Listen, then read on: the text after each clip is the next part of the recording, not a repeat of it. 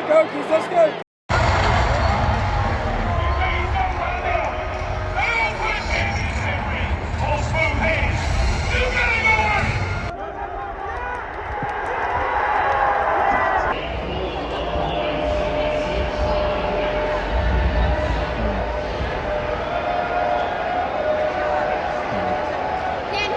Too much dog. Too much dog. If there's one thing Atlanta's figured out, it's mastering the lemon pepper. Western Michigan. Skip it, score. It's dark as shit. The boy is back. We're back. A sports show has returned. We are going to be back. We're going to be back for good. I know last time I was on here, I said the same damn thing. Said we were going to be back. I said we're not going to miss another week. I said we're going to continue our excellence and dedication towards putting out a quality product each and every week. And we fell short. I'm sweating out here in this damn shed. Fell short. 2 kids, twins. You know, you should have to sign something if you're having twins. If the good Lord is going to bless you in that way, there should be something that comes in. You should have to sign something. You need to be prepared. You just have to take a class, a couple lessons. And still then, I don't think you'd pass the exam. It's been hell, boys. We've been in it a little bit. We're getting through it day by day. One step at a time. We're going to keep working. We're going to keep progressing. We're going to do what it takes to get through the dog days. But let me just tell you, when I flip this light back, it ain't easy. It's been tough. They cry, they scream, they shit, they piss, they need to eat. And there's times you just want to bash your damn head up against the wall, but what type of man would I be if I did that? If I didn't just nut up and stomp around the house a little bit and throw stuff, but still contribute and do my part. That being said, we needed a break from all that. We needed a break from in there. We needed to get back out in this shed and sweat a little sweat equity into this podcast. So that's what we're going to do. That's why we're here. We're here to get back into the swing of things, to bring you the Clemson football preview episode that everybody out there has been waiting for. Because if you're not waiting, I don't know what else you'd be doing. You need that in your life. You need, it's starting to rain a little bit. You need the Clemson football preview before the season begins. I know last year we were doing a bunch of previews. We might have previewed every single conference under the sun.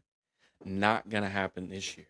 We're going to be more just focused on what's happening, focused on the games. We're going to lead up. We're going to get prepared in our own way. We're going to have Big D and Coop come in here and rattle some cages a little bit. We're going to have some good conversations.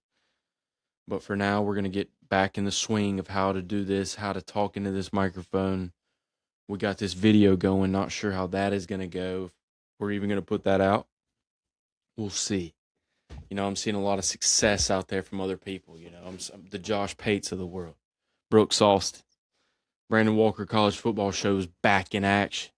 So now what are we doing if we're just sitting on the sidelines? All these guys get paid to do this. These guys are not in a shed right now sweating their dick off talking into a microphone. They're not. They're not doing it like we are. They're not getting it out the mud. I'm out there throwing my hat around. I'm actually sweating. We got to get it out of the mud, and that starts with getting back in here and doing the damn thing. We went to ACC kickoff. That was a good start. We're going to talk a little bit more about that later on as we start talking about more teams. But today, I think it's appropriate we start from the ground up, and we start with our boys. We start with Clemson Tigers. And it's important that we start talking about the Clemson Tigers with what 2025 was. And 2025 was nothing short but a damn disaster. Nothing really went right. I think everybody coming out of the LSU game, it was easy to look at that and say, oh, well, these are 2 national title contending teams. These are 2 teams that are going to be in the playoff. Actually, neither of those teams were going to be in the playoff. Neither of those teams were national title contenders. Brian Kelly's out of a job. LSU's a completely different football team than they were in 2025. And from that point forward, everything started to collapse. You go on, you lose to Syracuse, you lose to Georgia Tech, you have to come back from down 16 to beat Troy. It was a disaster. on every single level. The offense was horrible. The defense was horrible. Garrett Riley out. Smell you later. See you later. Tom Allen comes in first year. It wasn't perfect. It didn't go great. Obviously, it was never going to go great off year one. We had the talent. Everybody was talking it up. We had the T.J. Parkers, the Peter Woods, the Khalil Barnes, all these guys that were supposed to be excellent football players that just kind of didn't show up. They didn't meet their end of the bargain when it came to being a good football team in 2025. So the Tom Allen defense was bad. T.J. Parker was bad. Peter Woods was bad. That whole group of football players was bad. You look over on the offense, a bit of the same thing. Cade Klubnik, Garrett Riley just never gelled, just never meshed. We never saw in 2025 the little sparks that we saw in 2024. And maybe those sparks were just, whatever. Maybe that wasn't even real stuff because they weren't playing real competition. And when we got to the Texas game, yes, Cade played good. Yes, the numbers looked good. Clemson lost by 28. All right, we were never in that game really after the first drive. And that's just kind of where things were in 2024. And we had a good-ish football team. And we put lipstick on a pig when you turn around and see what happened in 2025. 2025 was the accumulation of all things Dabo. It was the accumulation of keeping all these guys together, bringing everybody back for that senior, junior year. You don't lose Peter Woods. You don't lose T.J. Parker. You bring Cade back. Everybody, all the fucking stars are aligning to go on a run in 2025. And everybody knows what happens. You lose in the Pinstripe Bowl to Penn State, who also fell apart. 2025 was probably the worst season under Dabo. I know you could probably go back to 2010, whatever, 2009. I don't even fucking remember. I would say this was probably worse just because of expectations. There weren't expectations back then. Clemson was a unanimous pick to win the conference. Clemson was a top 5 team in the country coming into the season, and they fell flat on their fucking face. Every single group, every player, every coach, every position. There wasn't one guy out there that you could point to and say, oh, this guy's a damn good football player. This guy had an excellent season. And maybe you could point to Adam Randall and say, oh, well, the wide receiver played pretty good at running back. He ran for 800 yards, scored some touchdowns, didn't do shit to contribute to anything past a few wins in the regular season. No one did a damn thing. It sucked. It absolutely sucked. We came on here every week and we just bitched and moaned about Clemson football, and it was miserable. This podcast started off of the idea that I was going to get to call my shot, that Clemson was back and Clemson was going to go on a national title run. And when I got to sit here and do that victory lap, it was going to be special. And instead, I didn't get to do anything. No victory lap, no celebration. The only thing I got out of 2025 was sticking it to Uncle P and beating the Gamecocks, because that's just what we do. But now we got to turn the page. We got to turn the page to 2026. It's time to turn the page to what this team can be in 2026. We got some new coaches. We got some coaches out. As we mentioned, Garrett Riley gone as offensive coordinator after 3 seasons. Was it 4? I think it was 3 years with Garrett Riley. He gone. Bring in Chad Morris, returning to Clemson, and this is where it all begins. Clemson fans are on one side of the fence or the other. They don't know what they think right now about Chad Morris. I'm going to be honest, I don't really know either. I'm not sure if Chad is the guy he was in 2010, 2011. I'm not sure if Chad's the new guy now. I know everybody says, well, he's been doing this, he's been doing that. He's been working with this group and this organization and this business, studying this part of the game, and he's been with high school and he's coached art. He's done a lot. He wasn't very successful at all after he left Clemson. Not one damn bit. But when he walked back into Clemson, he looked excited and he looked energized and he looked like a guy who was going to change some things in a room and in a building. As far as the culture is concerned, I love it. I love the energy that he brings. I love the fact that he's sipping on Red Bulls. I respect a man that sips on Red Bulls. But I also loved what he said when he walked into the damn presser for the first time. And he said, we're going to be a 2-back play-action shot football team. We want to try to push the football down the field, 25 yards down the field, at least 3 times a quarter. Let's chart it, track it, figure it out. That's the big fucking word of the day, the sentence of the day for the Clemson Tigers. Let's figure it out this year as we head into 2026. I don't know if Chad Morris's scheme's going to work. I don't know if Chad Morris's play calling's any better than it was in 2015 whenever he was coaching wherever, Arkansas or SMU. I don't even know what he was doing in 2015. I don't know what Chad Morris is in 2026. But what I do know is he's going to at least change the mindset and the culture that we have built over the last few years around that offensive meeting room. There's no longer going to be excuses. There's no longer going to be a conversation about how it needs to be done. The player, no. Chad Morris is going to walk into that meeting room and set a standard and an example for what he expects from these coaches and these players. And that's one of the things I don't think we had under Garrett Riley. I don't think we had that under Garrett Riley, and I don't think we had that under Wes Goodwin. And those two came together to create this mess of a culture where there's no competition, there's no dog, there's no nothing out there on the football field. And we saw a little bit of it come back the last year with Tom Allen, and I think we can get a little bit of it back again on the offense with Chad Morris. Again, I don't care if he's a better play caller than Garrett Riley. I don't care if Garrett Riley was a great play caller in your opinion. He probably wasn't.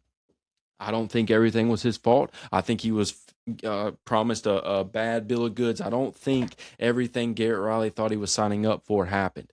But at the same time, he does not command the respect that I believe Chad Morris will command when he looks a man in the eyes. I've never looked Chad Morris in the eyes, but I can tell you from watching on video, I can tell you from watching a press conference, I can tell you from the way guys speak about him that it's going to be a little bit different. There's going to be a respect from coach to player. There's going to be a respect from offensive coordinator to wide receiver coach, from offensive coordinator to running backs coach, from offensive coordinator to quarterback. There's got to be. And I think Chad can come in and change that instantly in the culture and instantly push forward this new way and the old way that Clemson used to do things, where there was just a fucking standard. And that standard was set and it was met every single day. And there was no excuse. There was no day off. There was no, oh, well, we'll get it next time. Or, oh, we'll bring in this guy next year and we'll fix it. There was none of that shit. It was just a, hey, we're going to go snap the ball. We're going to run this play and we're going to do it better than you do it. And you're not going to be able to stop it. And we're going to go score a touchdown. And then we're going to get the ball back on deep. We're going to 3 and out. Once you get the ball, you're going to go 3 and out because we're better than you. We're more prepared than you. That has gone out the fucking building. It's no longer in Clemson. And I think and pray and hope that a few of these changes can at least bring some of that back. I know there's other changes that we'll point to and question. Taj Boyd, the fucking quarterback's coach? Sure. Well, I guess. Maybe he can recruit. And if he can recruit, then more power to him. But I'm going to need to see a little bit of development. I'm going to need to see you take Tate Reynolds and turn him into the player that he's supposed to be. I'm going to need you to take Christopher Vizina and get him to where he needs to be to walk into LSU and at least fucking compete a little bit. Mickey Conn out as well on the defensive side of the ball, and then it's back to the Dabo playbook. This is what I'm talking about. Nolan Turner in at safeties coach. I like Nolan Turner. I thought Nolan Turner was a good football player. I think he's instinctual. I think he's smart. I think he knows the game more than he was able to play it, and he played it damn well. It's just another one of Dabo's hires, though, and we need to see some of these work out. We need to see some of these hires that we question and we think, oh, well, he's just hiring another one of his buddies. We need to see one of these work out, and hopefully Nolan Turner can. I hope Taj can. I'm not the biggest Taj guy. You can go listen to any episode of this show. I don't love Taj Boyd, but if Taj Boyd can coach quarterbacks, if Taj Boyd can recruit quarterbacks, I'll be all in on Taj Boyd. One of them that's worked out, and we'll talk about this later, is Tyler Grisham. We all owe him an apology, and we'll talk about that later. But part of the 2026 thing that we're looking at heading into 2026 is what are these coaching changes going to do? How can these coaching changes change this football team? And we're going to find out if they do. We're rolling. 13 minutes, about to have to take the hoodie off. It's hot, boys. It's hot as shit. All right. Fucking Timberland Outdoors and get you a sponsor, baby. 24/7 Hunt sponsor. Rogue Apple 6 milligram nicotine pouches. Rogue, listen, I'm sick of doing this shit in the shed. Let's get a studio. Number one sponsor. Come on, new sponsor alert. Let's make it happen. All right, this might fuck it up. I think we're going to go through each position group. I think we're going to go through each position room. Then we're going to go through the schedule. We're going to do the whole damn gamut. We're going to run the whole gamut. We're going to do the whole thing. I'm going to talk about it all. Everything that needs to be talked about is going to be talked about today on this microphone about this football team.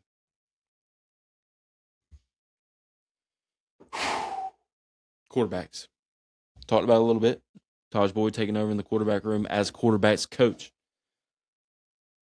Two guys to keep an eye on. I know a lot of people have said Chris Denson's going to be a gadget guy. Chris Denson's going to go play wide receiver, whatever. I think he's a super athlete. I think he's super fast. I love what he did in the Furman game. I thought it gave a little bit of a spark to a fan base that needed something to cheer for, something to look forward to next year. Chris Denson, not the guy. Christopher Vizina, Tate Reynolds. Those are the two guys we're keeping an eye on. Those are the two guys we're walking into this season with. And we got to push all of our chips into the table. I still believe that Vizina can be the guy. I still believe that Vizina has to be the guy. And Vizina definitely has to be the guy when you're walking into LSU. You cannot and absolutely will not start Tate Reynolds against LSU. If Deshaun didn't start against Georgia and if Trevor Lawrence didn't start against Texas A&M, Tate Reynolds, sure as shit, isn't walking into Baton Rouge and starting. I don't care if Tate Reynolds beat Christopher Vizina in every drill, every rep, every drop back. I don't care if you look better in 7-on-7, 11-on-11, if they went and played 1-on-1 on the basketball court. Tate Reynolds will not walk into Baton Rouge as the starting quarterback for the Clemson Tigers. I don't even know why that's even something people are still considering. I don't even know if people are talking about it, but they probably shouldn't be. Don't do it. This is all about Vizina for week 1, and then we'll go from there. Speaking about Vizina, talking about Vizina, there's not much. We don't know a ton. Outside of garbage time and outside of some bad looks in the Furman game and some other spots where he really didn't look great, we don't know a ton about Christopher Vizina. We got one start. We got a 247 rankings. We got his own 3 rankings from high school, and we got one start against SMU. A start that Clemson lost, and a first quarter that would make you think, holy hell, how did Clemson not go to the portal and get a quarterback? If you just go and watch the first quarter of the SMU game, you'll question every decision that's ever been made, and you probably question every time you watch Christopher Vizina throw a football. You got to get through that first quarter, and then there's some things that you can like. There's some things that you'll like to see. There's some things that he does better than Cade Klubnik. There's probably things Cade did better, and there's probably a reason why that Cade was still the starter when Cade was. I'm sure there is. God, I hope this has been recording properly. I'm sure there's a reason in practice. I'm sure that there was something, but there are absolutely things that if you watch Christopher Vizina play the quarterback position that he does better than Cade. He'll stand in the pocket. He's not going to run around. He's not going to take a 25-yard sack. He's not going to throw the ball behind him. I don't see Christopher Vizina doing the wild, stupid shit that Cade Klubnik did at times while he was the quarterback for Clemson. I see a guy who's going to be composed in the pocket. I know that these are fucking crazy things to try to say. We're making an eval on a guy who played one game. I see a guy who's standing in the pocket. I see a guy who trusts his wide receivers more than Cade Klubnik ever did in 3 years. Cade trusted one guy, and that was Antonio Williams. He never threw TJ Moore a jump ball. He never threw a ball in the back of the end zone to Bryant Westco. If these fucking guys weren't wide open on a trick play or Bryant Westco wasn't running a post against App State, Cade Klubnik would not throw the ball up to anyone. Clemson built a reputation and a brand off of 50-50 balls, off of 80-20 balls, off of throwing that shit up to Mike Williams and Nuke and Sammy and T and all of these guys. And Justin Ross continued the legacy for a while. The West Coast and the Moores of the world are built in the same mold. They're the same type of guy. Yeah, they can go run the routes and they can get open. But every now and then, why don't we just trust our guy to go make a play? And I think Vizina, maybe it's just not as much ability. Maybe he doesn't trust himself enough, but he trusts the wide receiver to go make a play. If you watch the SMU game, you will see more balls thrown up, more balls thrown to a guy giving him a chance than you ever saw from Cade. Cade threw one ball in the end zone to a wide receiver, and that was to a fucking basketball player. That's the only time you ever saw Cade throw a damn jump ball, the corner of the end zone, a fade. And I know it's not the best play in football. I know it doesn't always work. Hell, there's people who would rather see you do anything else. But sometimes I just need to see a little bit of faith. I need to see a little bit of trust. I need to see my quarterback look out there on the fucking outside and say, my guy's better than yours. I promise you he is. And there's not a damn thing you can do about it. Cade didn't have that. Cade never had that. In 4 years, Cade never had that fucking, I'm throwing TJ Moore the ball no matter what. I'm throwing Bryant Westco the ball no matter what. I think Vizina is going to have some of that. I think Vizina is going to be willing to just say, hey, I ain't got much, but I got one. And I don't have much over here, but I got 12. And I'm going to give him a damn shot. And that's all I'm asking. That's all we need from Vizina. I think we need him to be the guy we saw in the second half of the SMU game. Be confident. Be willing to stand in there and take a hit. Be willing to deliver the ball downfield. And be more than willing to trust the guys out here to go make a play. You don't have to run around and do fucking 360 jumping jacks and throw the ball up with your left hand. You don't. You can just play the fucking quarterback position and make good decisions and make good reads and get guys the football. I was about 5'10". I was a while on Vizina. This is going to take a while, boys. We're going to be here for some time. Shit, we're just going to have to keep saying prayers. Just keep praying. Surely, this is working correct.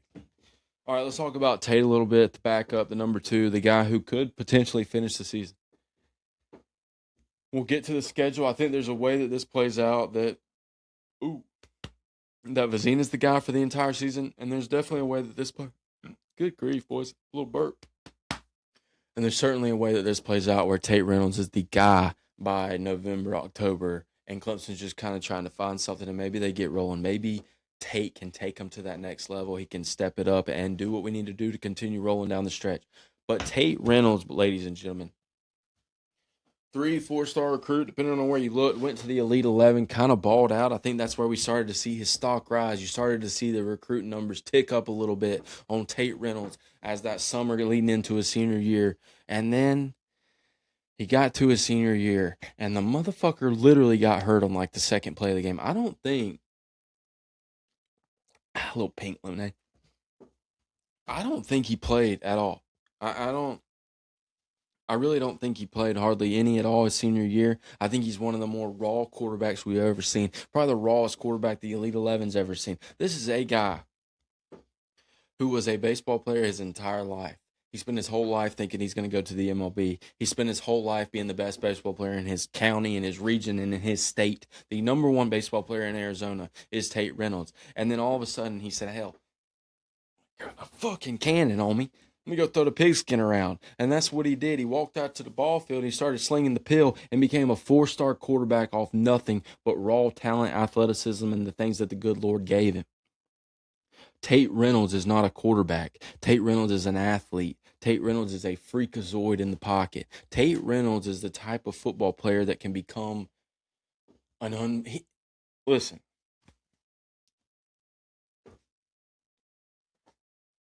Fucking crazy take alert, all right? None of you motherfuckers thought Lenore Sellers was shit, all right? No recruiting site thought he was good. He was going to Syracuse. Lenore Sellers was going to Syracuse before you guys offered him. Gamecocks. What if Tate is just white Lenore's? Lower rated recruit, raw athlete, a guy who got better and better and better late in the stages of the recruiting process. Freakazoid athlete. Big, strong, fast, looks the part, can throw it a mile. Do not let me get a 3-star freakazoid that just turns into a better quarterback than the guy that you've been touting for 3 years, who hasn't won shit, who had a good freshman season and backed it up with nothing, who is nothing more than Anthony Richardson. Do not let Tate Reynolds become the freakazoid.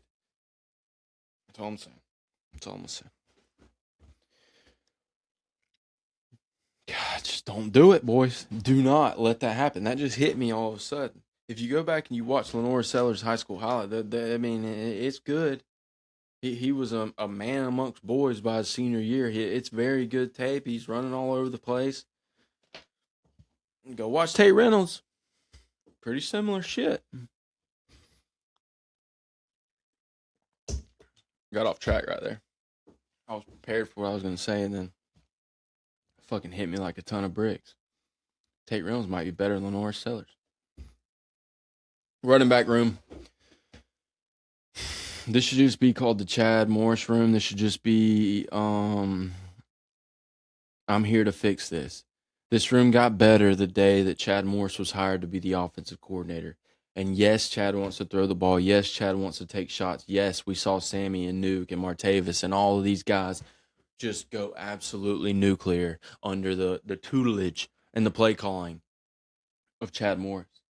But I don't think that's what he's here to do in the year of our Lord 2026. I don't think he's here to sling the ball for 5,000 yards or whatever. I think he's here to establish a run game, create something off of that, and then allow those wide receivers to just go absolutely eat. Because for the last 3 or 4 years, the Clemson running back room has been one of the more disgraceful things that I've ever been a part of. I'm sick and tired of watching Phil Maffa run the ball 500 times a season. I'm sick and tired of somehow watching Will Shipley get slower and slower and slower and slower and slower. Beating a dead horse. I'm sick of this shit. I'm sick of watching us convert a wide receiver to running back to rush for 800 yards. You had Gideon Davidson. You gave him number 9 for a reason, and then you gave him 100 carries. I understand Jay Haynes went down. I understand Jarvis Green was hurt, but there was more bodies in that backfield to do things with. You could have gotten more people reps the year before when Phil Maffa ran the ball 1,000 times and his body just continued to break down. There were better decisions to be made. I think this is one of those examples of a room where Chad Morris is able to walk in and say, hey, CJ, we're going to have to fix this shit. Whatever the fucking disaster that you two created between you and Garrett Riley, whatever disaster that has occurred over the last few seasons, and I don't even care about stats. I do not give a damn about a number of yards that Will Shipley, Phil Maffa, or Adam Randall rushed for, because it was not what it was in the past before them motherfuckers showed up. Clemson had the greatest running back in ACC history in Travis Etienne for 4 seasons. And those 4 seasons, I can promise you, we saw multiple backs come in the game and take carries in real, legitimate spots. Fucking Lynn J. Dixon was getting carries with Travis Etienne in the running back room. Tavian Feaster, a Gamecock, getting carries, busting touchdowns against NC State. A great football player when he was here. A guy that we needed in that room to take a load off of ETN at times. A guy that we could give the ball to and trust. Adam Choice. Continue down the list. We can keep doing this. There were guys that were getting the football and going and making plays. And then all of a sudden it just stopped. And then all of a sudden we were a one running back show. Even when Shipley and Will Shipley and Maffa were here, they didn't even use them appropriately. You couldn't even do that right. You killed Will, and then you started using Phil, and then you fucking... It makes me sick. I take this out. Can't talk fast enough.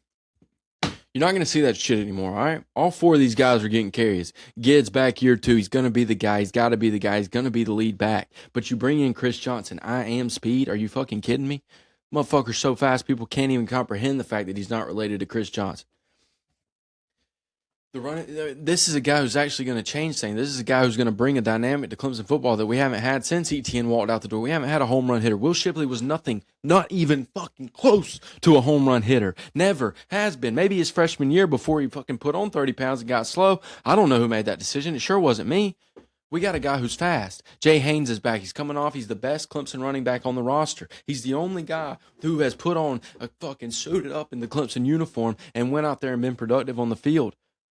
Him and Jarvis. I apologize. I'm going to apologize to Jarvis Green because he had a hell of a playoff game against Texas. Hell of a touchdown catch. But we haven't seen him. We haven't seen him on the field. He's been hurt. He's been injured. And when he has been healthy, he don't fucking play. And then he played and he ran a fucking... Can we please talk about that touchdown? And it just... I want to know if there's more Garrett Riley plays directly from College Football 26, because that motherfucker, I've ran that play 1,000 times for that same touchdown to the running back.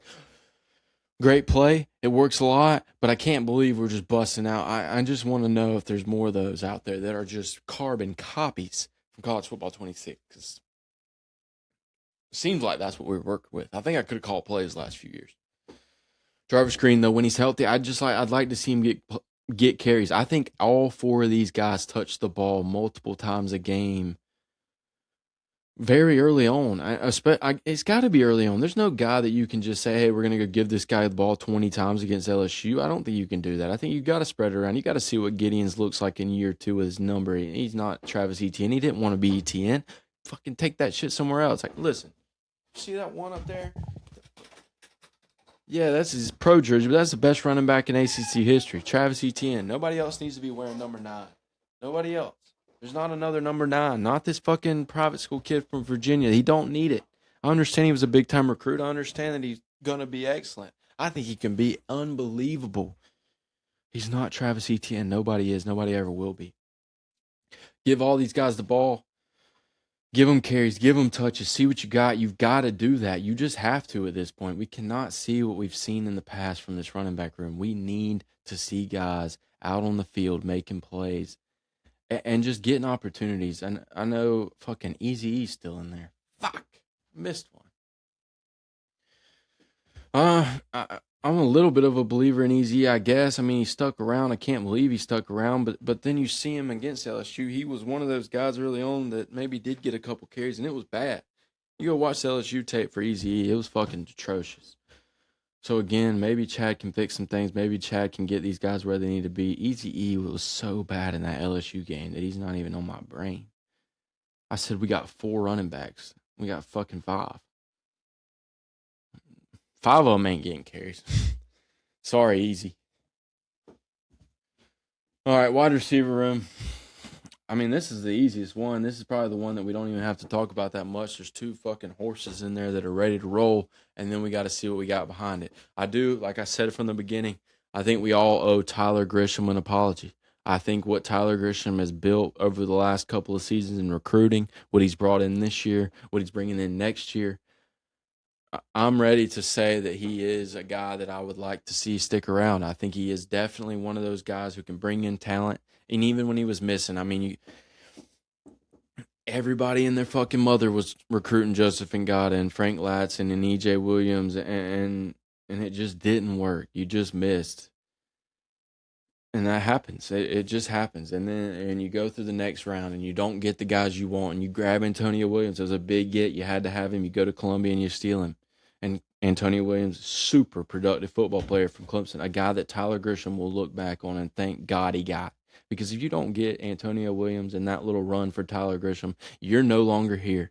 If Tyler Brown from Greenville, the little 3-star, 2-star recruit that he was, doesn't show up his freshman year and at least perform a little bit, you're probably no longer here. They bought you the time to go out and land Moore and land Westco and bring them dogs in and say, hey, I got some Frisbee catching dogs. These are real football players. These are elite college wide receivers. And now let's go see what we can do. TJ Moore has lived up to the billing. Westco, unbelievable freshman year. And what are you going to do? He got hurt early on.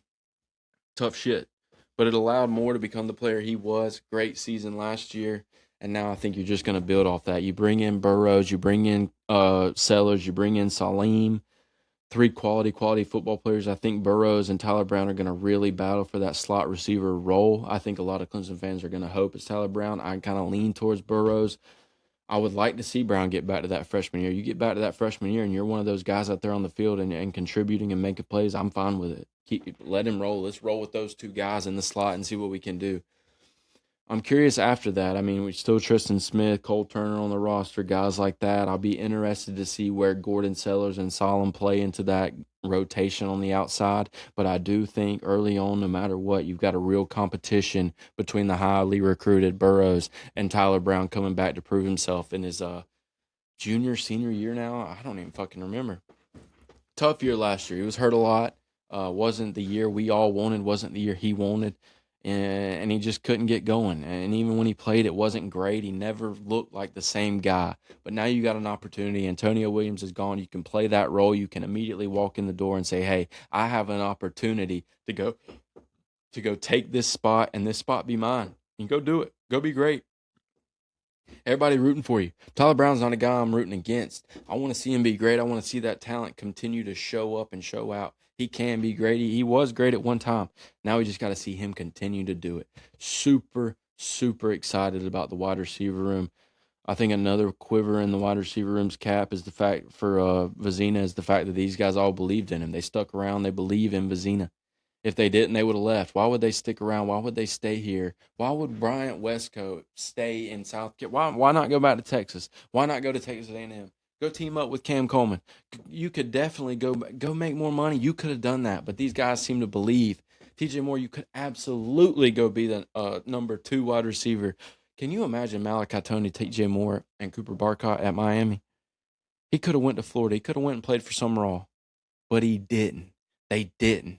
TJ Moore, Bryant Westcoat stuck around, and I think that is a little bit of a point towards Christopher Vezina being a guy that they trust and someone they can believe in going forward. Tight end room, Bettenker, Olsen Pat Henry, OPH, as Dabo was calling him at ACC kickoff. I think it's a quality room. I mean, Josh Sapp walks out the door. You bring Logan Brooking over from fullback. I think we're going to see him a little bit more involved in tight end, maybe still some at fullback. Be interested to see what Chad Morris does with that type of body and that athlete. But I'm excited because I think when Josh Sapp leaves, it just opens up the door for these guys that I think are better. I think OPH is better, and I definitely think Bettenker's better. I still don't really know what the deal is with Christian. I'm not sure why we haven't seen him just be a focal point of the offense. I'm not sure why we haven't just seen them say, hey, go be our George Kittle. Go be that dog out there. Maybe there's something in the run game I don't see. Maybe there's something with blocking. Maybe it's an assignment thing, and I don't see it. But I pray and I hope and I'm confident that in year 3 of Christian Bettenker, we are going to get the best tight end we've seen at Clemson since Jordan Leggett. I think we're going to get the best. He's better than Branningstool. He's a better all-around football player. When the ball gets in his hands and he's moving down the field, he's just so good. He's so big and fast and strong.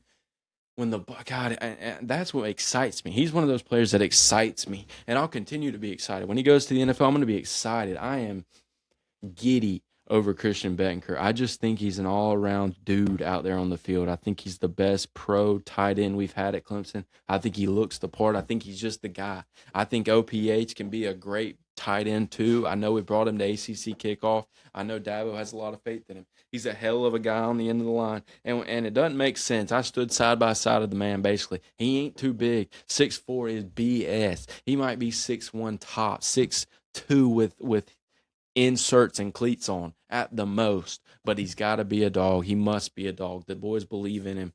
I mean, you're not going to see much. If you just go pull up the stats from this room, it's not a Trey Green. It's not those type of tight ends. You're not going to see it. They just haven't been involved. But going into this year, the tight end room is something I am really looking forward in following, and really, really looking forward to see how Chad Morris incorporates these guys into the game. Because you're going to have them on the field. If you're going to run the ball the way he wants to, you're going to have these guys on the field. They're going to be on the field. You might as well use them, especially when they're as talented as Christian is.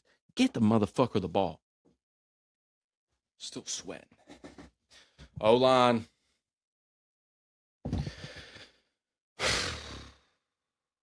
O-line. They're pretty much all gone. The whole group's gone. It was a group coming back from 2024 that you thought was going to take steps, that you thought was going to be good, and they're just not. They just weren't. I think Matt Luke's an excellent recruiter. I think he's a guy that you want on your staff just because of the talent that he continues to bring in. But I need to see it. I need to see it show up on the football field. I need to see Braden Jacobs become what he is supposed to be. Braden Jacobs is the first guy when you turn on the film you can say, oh, that's an NFL football player. Braden Jacobs is one of the first tackles at Clemson that you can say, yeah, that might be a first-round talent. That might be a first-round body. Mitch Hyatt, we've had these guys. Tristan Lee last year, 5-star recruit, was never looked like a first-round talent at Clemson. Braden Jacobs is one of them ones. Braden Jacobs is the type of guy who looks the part more than anything. And I think this is a real season under Matt Luke where you say, hey, big dog, if you can't get these guys ready, if the guys you brought in, the hand-picked guys that you decided are going to be your guys going forward, if you can't get them ready and prepared to play football, I think we got to move on. And that seems insane. I think in this world of college football where you need recruiters, where you need guys who can bring in talent, it's hard to move on from those. But if Matt Luke doesn't make this football team what they're supposed to be on the offensive line, if he can't take this young group of 4 stars and the Braden Jacobs of the world and turn them into something special, I think it's time to move on. I know they're young. There's a chance you have a redshirt freshman or sophomore at left tackle, left guard, and right tackle. That's a real possibility. You could really walk out here with Easton Ware, Mason Wade, Ronan O'Connell, Harris Sewell, Elijah Thurman, Braden Jacobs. Harris Sewell being the only senior in the names I just said. Colin Sadler, another one, a guy that I don't want to see on the football field. Dabo, Matt Luke, they're going to tell you, fuck, we got 9 guys. We got 9 guys we believe in. I just want to believe in 5.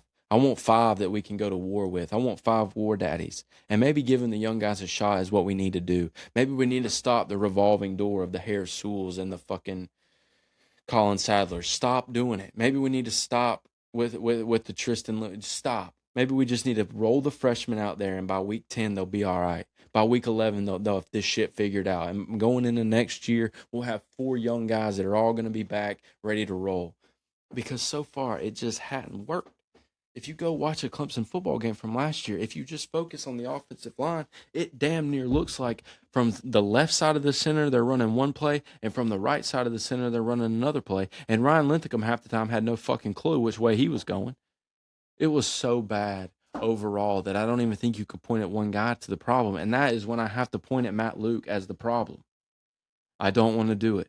I don't want to sit here and say, oh, we got to move on from Matt Luke. Oh, we got to get rid of Matt Luke, because I don't think that's exactly the answer. I think Matt Luke just has to nut up and prove that he's the guy who can do this. He brought the talent in. Now let's develop the talent and go be great on the offensive line.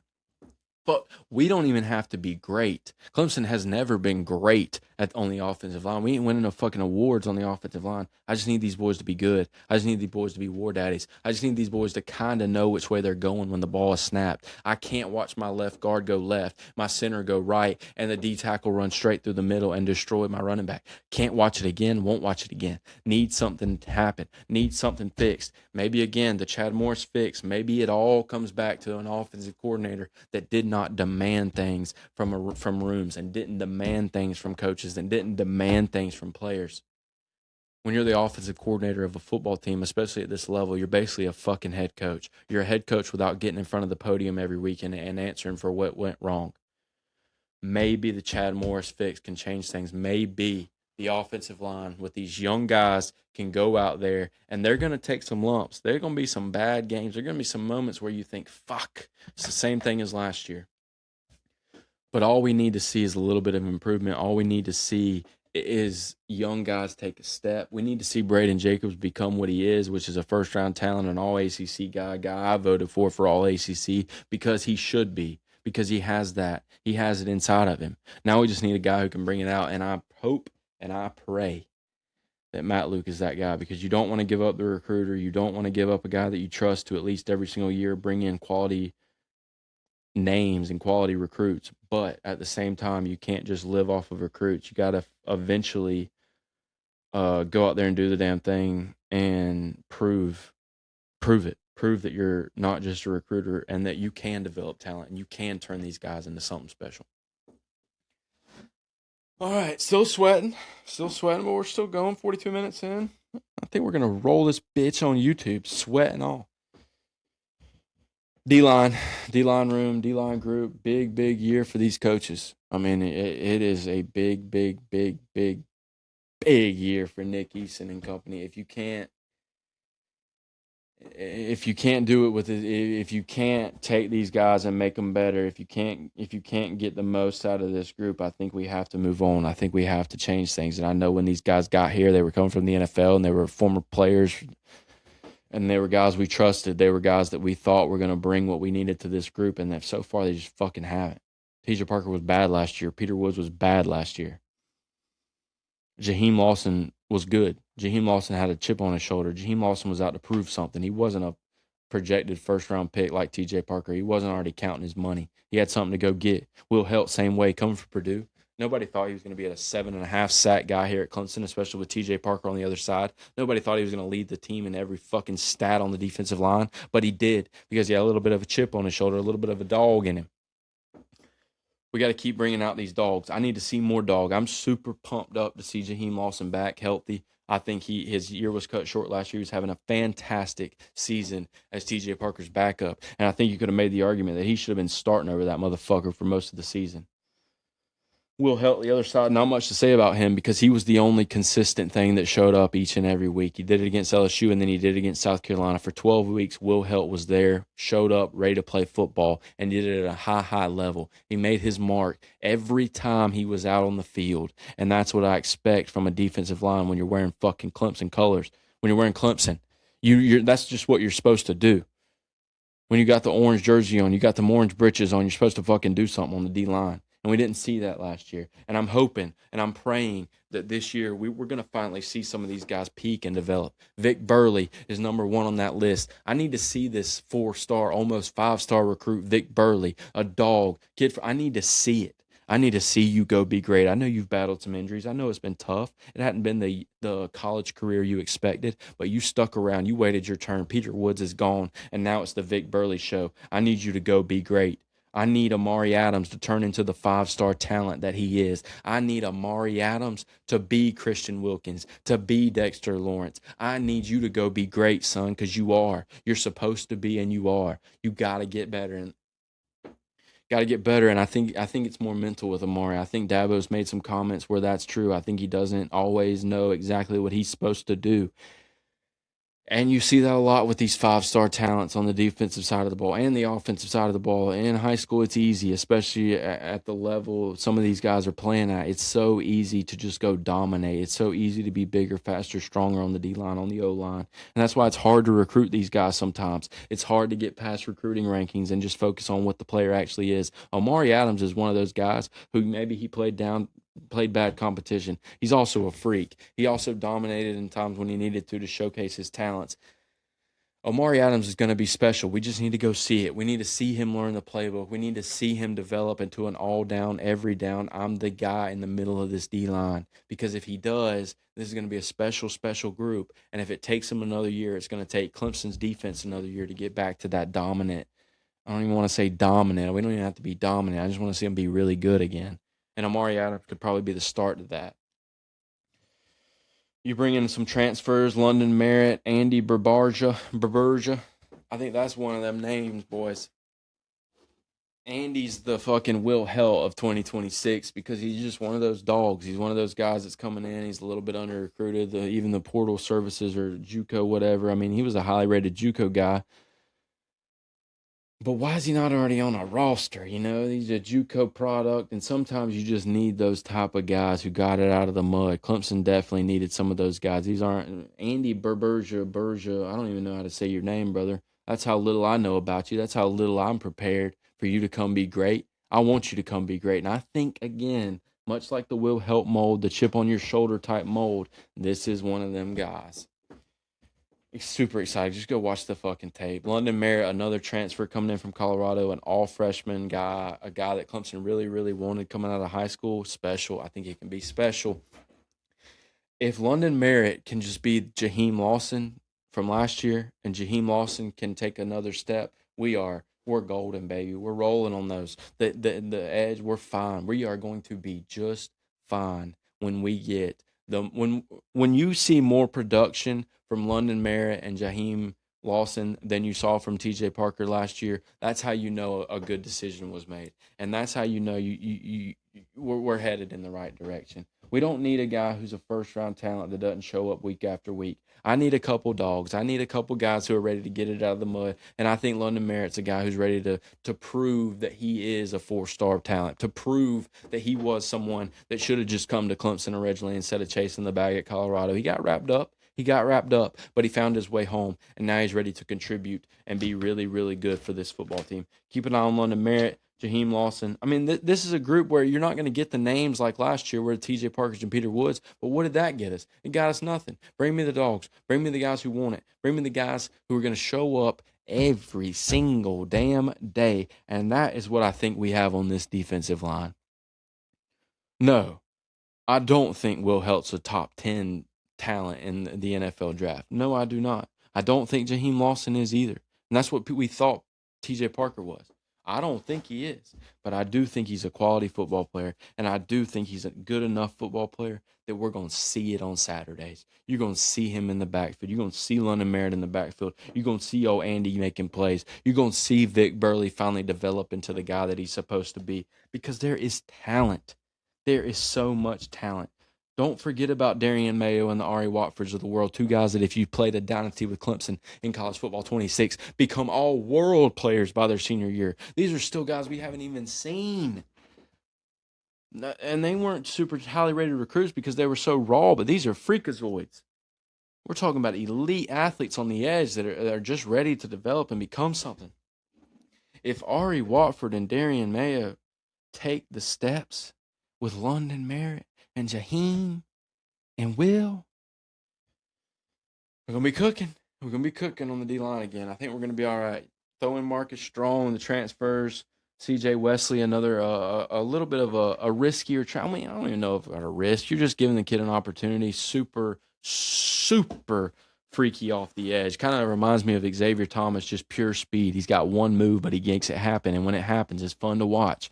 Could be another guy that just don't forget about him. You might see him. Maybe we just see him in a little bit of garbage time, but he could just be one of those, pass rush specialists that gets on the field every now and then and pops. All right, that was pretty fun. Linebackers. I'm going to start linebackers by saying there's a guy out there that I will be rooting for injury, and he doesn't play for my team. He should be playing for my team, but he no longer does. Hate watch every single week. I will hate the fuck watch out of Ole Miss every single week for what Luke Farrelly and Pete Golding did. And I don't even care if I'm the bad guy at this point. Fuck them both. Linebacker, it's one-man show. It's the Sammy Brown show. It's the guy who is... He's my favorite football player in a while. He's just fucking awesome. Got to talk to him a little bit of ACC kickoff about turkey hunting, about the outdoors. He loves to hunt, loves to fish. Start thinking about a good old song. Yeah, Sammy's just a dog. He's one of those ones that you need to have in a linebacker room. He's finally kind of learned the position. I think that was part of his problem his freshman year. We didn't always see him on the field, and I think now at this point, Sammy Brown would admit to you that there was a reason. He didn't know how to play linebacker in 2024. Sammy learned how to play linebacker in 2025, and now Sammy's coming back to be the best linebacker in the ACC and one of the best linebackers in the country in 2026. He is that guy. He's better than you at every single phase of football. He's bigger, faster, stronger. He makes every play when it needs to be made. I love Sammy Brown, and I will not say one damn bad thing about him. After Sammy Brown, now once you get past Sammy, this is why you go to the 4-2-5. You only need two of these motherfuckers, all right? Only need one other guy to figure it out. Jeremiah Alexander, Kobe McLeod, Drew Woodass, one of you got. No, fuck, I can't deal with another Woodass. Jeremiah Alexander is going to be better than Wade Woodass, okay? He might do some stupid shit, but I can promise you we're not going to have to watch some slow white guy run around the football field and miss tackles and dive and just fall on his fucking face 9 times out of 10. Again, Wade, thank you for the tackle. You made a couple plays. That tip against South Carolina this past year, some good stuff out of you, brother. I am so excited to watch a new guy play linebacker this year. Was Jeremiah Alexander ready to play last year? Not at all. He's still learning the position. He's an edge who just moved to the inside. He's still learning, guys. He's going to figure it out. Again, I'm going to bet on the athlete that Jeremiah Alexander is, and I'm going to think eventually he's going to be able to figure it out. Past him, there's still talent. Kobe McLeod, Drew Woodass, like I said. Cuba Taylor. These are guys that at one point you thought when they were coming out of high school were going to be contributors. Another guy that I would like to keep an eye on is Fletcher Cothran. The motherfucker's not bad. And we saw him in the bowl game, and when we saw him in the spring game, he kind of knows how to play the position. Now, I've been sitting here saying I would bet on the athletes this entire time. You ain't betting on the athlete with Fletcher Cothran. But if we're going to get in a sticky situation where we just need somebody who knows what they're doing, if Jeremiah Alexander just doesn't figure it out, if Kobe McLeod just can't get it going, I think you could probably just stick Fletcher in there, and it'd literally be the exact same thing that Wade was for the past 3 years. So at this point, you're not going to lose much if that's what happens. I think it's hard to be excited about this room outside of Sammy. I think it's a bunch of questions. Ben Boulware, the linebacker coach, Tom Allen, a lot of emphasis on linebackers. I think it's important for him to have his guys at this position. He's got one in Sammy. Now he's got to go find his other one, and I think that's what 2026, I think that's what this training camp is going to be all about. It's going to be all about who is that next guy at linebacker. I think it's going to be about finding our other guy, Sammy Brown's running mate, and who's it going to be. My money right now would be on Jeremiah. I think you got to bet on that athlete. I think you got to bet on the talent. But we'll see. If you can't figure it out, you got to move on quick. I think those are the two guys you see run out there against LSU, but I'll be interested to see where it is going forward. DBs. We've made it to the end. Maybe we'll talk about kicker and punter. Fucking Nolan Hoosier. And the punter everybody hated last year. That was pretty good. Literally, Jack Smith might have been our best player. Dabo said that at ACC kickoff, but he legit, everybody thought, oh, the only reason Clemson can't win the national title is because we don't have a fucking punter. Well, we didn't have anything. We didn't have a quarterback. We didn't have an O-line. We didn't have a real running back. We only had one wide receiver by halfway through the season. D-line never showed up. Like we said with linebacker, we had one. Corner was okay, and then safety was the worst position group in the entire country. So Jack Smith was kind of a dog at punter. He punted a lot, and he was pretty good at it. Nolan Hoosier took a step back, and Robert Gunn, hell, he keeps kicking him out of the back of the end zone. So I think we got that part figured out. So there we go. We got the specialist out of the way. New coach. That's something I'm excited about. You bring in Pasaccia to coach the special teams, and that's when you know shit's getting serious. Don't let a fucking Green Bay Packers fan tell you otherwise either. I don't even care about... This is another one of those things where I don't give a damn if Rich is the best coach at teaching a guy how to kick a football. I care that Rich Pasaccia is a leader of men. I care that Rich Pasaccia is someone that when you walk into the room, you're going to say, oh, that's a football coach. I need to respect this guy a little bit. It's not just about fucking the kicker and the punter. It's not just about blocking. It's not just about those things. The special teams coach is the guy who is developing your backup linebackers and your backup corners and your backup safety. He's the guy who's teaching these guys to be dogs and run down the field and make plays. He's teaching these guys to be aggressive and play fast and understand their role. Rich Pasaccia is not just teaching guys how to fucking kick a football. Moving on. DBs. Like we said, Mickey Conn out. Motherfucker couldn't coach safety to save his life. I got a little heated right there. All right. Start with corner, and then we'll go to safety because that's what I'm most excited to talk about. Ashton Hampton back. Not the best season last year. Ashton Hampton is a good football player. Ashton Hampton is going to be a great football player this year. Coming into year 3, true junior. He saw the sophomore slump a little bit last year. I think he thought coming off of that freshman year it was going to be easy for him. I think that's what he thought, and then he realized it's not. It's still football, and he went to work this year. He's gone to work this offseason, and I know maybe it's just social media posts. Maybe, Clemson's just building him up. Clemson's talking about him.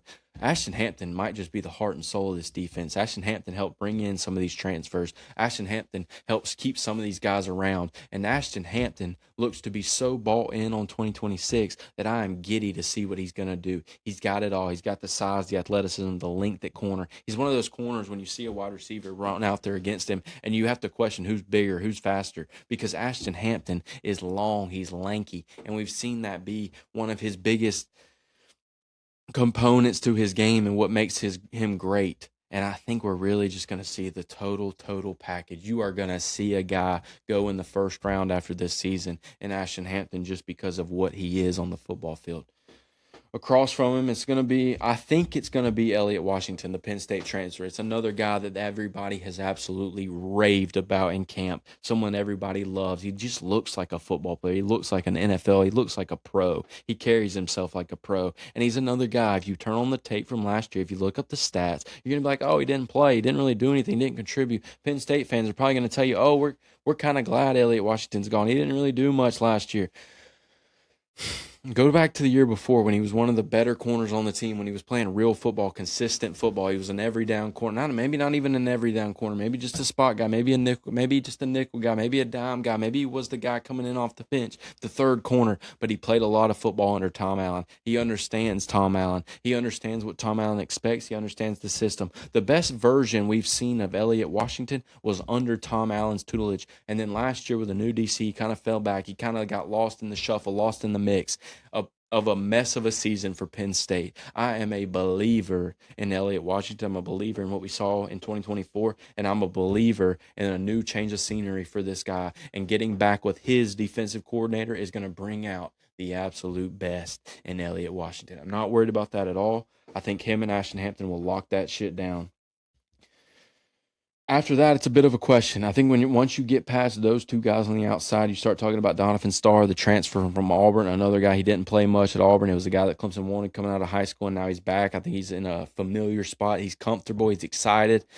We'll see. He's another guy. There's some guys you just got to wait and see. I don't know. We don't know. Brandon Strozier, the worst corner on this football team outside of Tink Kelly last year was Brandon Strozier. These two guys weren't great. They got to get better. They must get better, or they just can't touch the field. Masoon Kelly, he doesn't even deserve to be fucking called Tink. If he doesn't get better, he can't play football this year for Clemson. The nickel, I think it's going to be Corian. I think Corian has earned that role. I think the little bit of football we saw Corian play late in the season last year is one of the guys that if he develops is going to be special talent. Coming from Texas, a highly rated recruit coming out of high school, one of the faster players on this football team, one of the better just raw athletic corners we have. He's just got to get a little better. He's got to get a little bit better in coverage. He's got to get a little bit better at his assignments and what he's supposed to be doing on the football field. But when it just comes to lining up mano-a-mano, playing one-on-one wide receiver versus corner, I think you take Corian Gibson over a lot of guys in college football. You just got to see it. You've got to see it down after down after down. And if he's going to be that nickel corner, if he's going to be that slot guy, if he's going to be someone we're relying on every single down in this 4-2-5, I need to see him get a little bit better. He's got all the raw athletic ability, all the raw talent. We just got to see it come together every single down. Now we get to safety, the fucking moneymaker room in this group. I think these two guys are about to change Clemson football. I think these two guys can fix every problem from last year out pretty much. I think they can damn near contribute in every way and fix pretty much every single problem we had on this team. Because last year, you were playing 9 on 11 most of the times when Clemson was on defense because you had two safeties who just didn't have a fucking clue where they were supposed to be, what they were supposed to do, their assignments. It was hit or miss. Khalil Barnes was one of the worst football players in college football last year. Good riddance, Georgia. You can have him. And I'm sure there's a chance he's going to go be great. I'm sure there's a chance Khalil Barnes gets back to that freshman form and he's a good football player. But he sure as shit wasn't last year. We can't, you just can't be what Khalil Barnes was on the field. He was a minus player. And Ricardo Jones, when he wasn't making interceptions, was a minus player. I will trade 6 picks for a positive football player. I can't live in a world where it's an interception or a touchdown. That's what we lived with Ricardo. I loved the guy. He was one of my favorite football players. I was so excited. I made a list of guys I was excited about heading into 2026 or 2025. Ricardo might have been number 1 on the defense. He's fucking exciting because you don't know what's going to happen. You don't know if it's a touchdown or a touchdown for the offense or a touchdown for the defense. I will forever thank you for the pick 6 against South Carolina, but I can't. We cannot live in a world in the back end where these guys are out there making so many mistakes. Clemson won a national title. Clemson won a national title with a guy running like a 4-8 at safety. Tanner Muse played safety for a national title winner. One of the best football teams that has ever graced this planet. Tanner Muse was the starting safety. He couldn't cover anyone. And they didn't have these issues. They didn't make these type of mistakes. There weren't these guys just running wide fucking open all day long. There weren't these missed tackles. There weren't these missed assignments.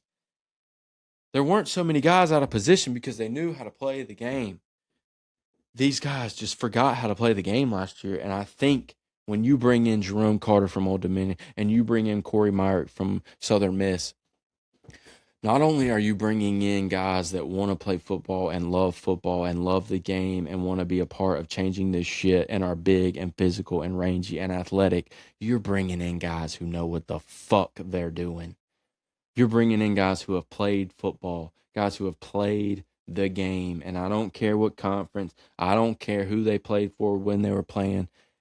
There's enough tape, there's enough film, there's enough production to believe that Corey Myrick is an all-ACC caliber player. There's enough tape and there's enough ability to believe that Jerome Carter can be an all-ACC caliber player in the back end. And by golly, if you get that out of these two guys, if you get what I believe out of Corey Myrick and Jerome Carter, you are fixing 80% of the problems on this defense, because you're not going to have guys running wide open. You're not going to have guys missing assignments. You're not going to have to worry about where the coverage is doing.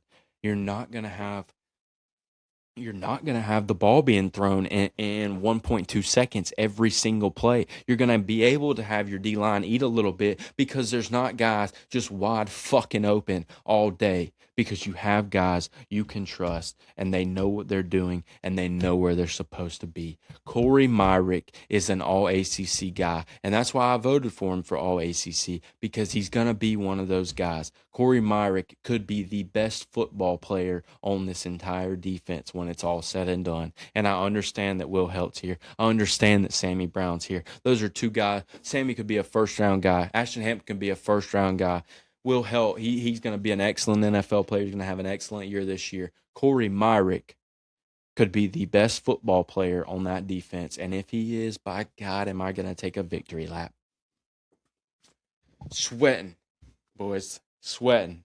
We got to get this bitch sponsored.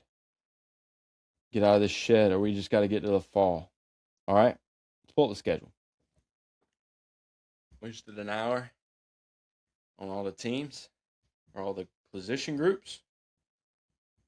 If this thing didn't record properly, podcast is over. Podcast dies tonight.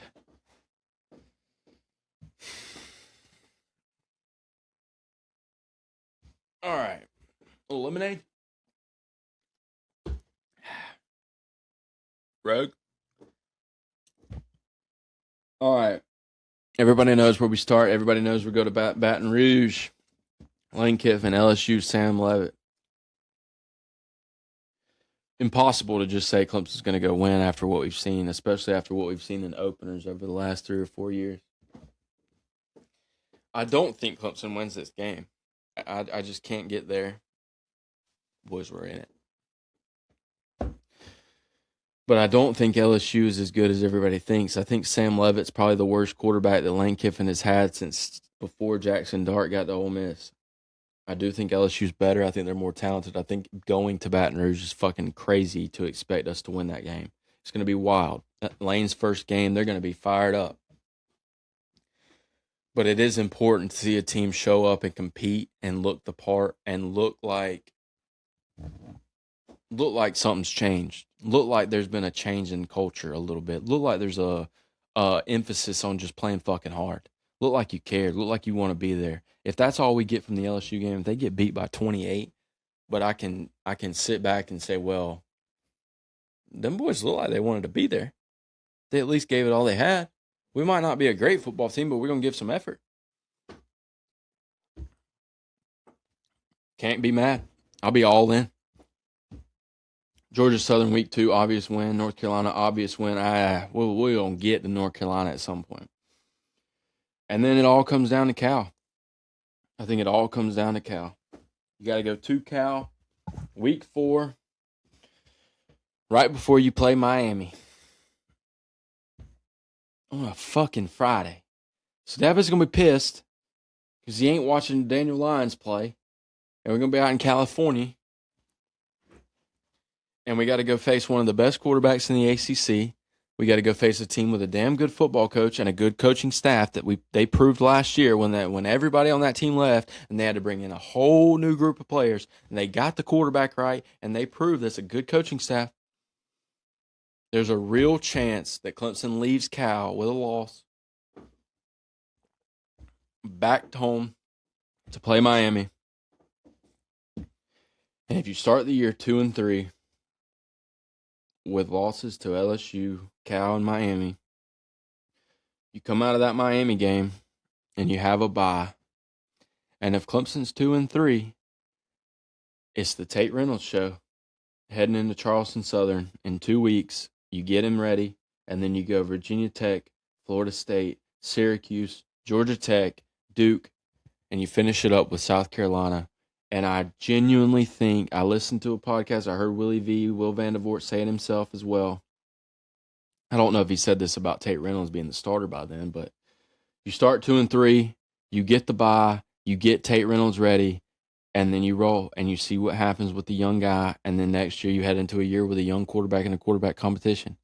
And if you start 3-2, if you start 4-1, and by God, grace of God, if you start 5-0, it's the Christopher Vizina show, and we are rolling. That's the only way I see it. If we're 2-3, I don't see Vizina finishing the year. And if we're 3-2 or better, it's the Vizina show, and you just have to. Because at that point, you're saying Vizina beat LSU, or he went on the road and beat Cal, or he beat Miami at home. If you do any of those things, you at least got to see what you got going forward. I'm not saying he's going to lose. He could lose the job later. Maybe he falls on his face against Florida State and Syracuse, and we get Tate for Georgia Tech, Duke, and South Carolina. That'd be fine too. But I just think everything comes down to those 5 games before the bye. You got 5 games to see who you are before the bye, and then you say, hey, give the freshman the fucking ball. Or you say, we got our guy in Vizina, and it all worked out. Everybody was right. The coaching staff was right. Dabo got it right. Everything worked perfectly. But it all comes down to the first 5 games. I don't see it any other way. And I do still think if you start 2-3, you can go 9-3. And if you start 3-2, you can go 9-3. If you fall on your face, there's a lot of ways this can go, but I think you get through those first 5 games, and then you have an opportunity to roll. You have an opportunity to win 1, 2, 3, 4, 5, 6 straight games as you headed into the final one with South Carolina coming to town. You have a chance to finally put an end to this bullshit of them winning at Clemson. Let's put an end to that bullshit, all right? Seemed like a good breakdown, boys. Got through it, an hour and 10. First podcast back. We're gonna try to put this video out. I'm sweating my balls off. So let's get out of here. Coughing. Punching bag. It's gonna stay here all year, in case Clemson loses, you get a little right hook action. We're going to try to get this studio, the shed, looking a little bit better. Hopefully we can get that Rogue sponsorship, or maybe Nature's Promise Water, something like that. 247 Timber, whatever. We'll do it. Appreciate you guys listening. The show's coming back. We're going to get back rolling for college football season. Shout out to Colby Dant, a.k.a. the Pick Dundee. Met him at ACC kickoff. Wonderful conversation. Great guy. Maybe we'll get the Pick Dundee on the show one day. I think that's it. Deuces.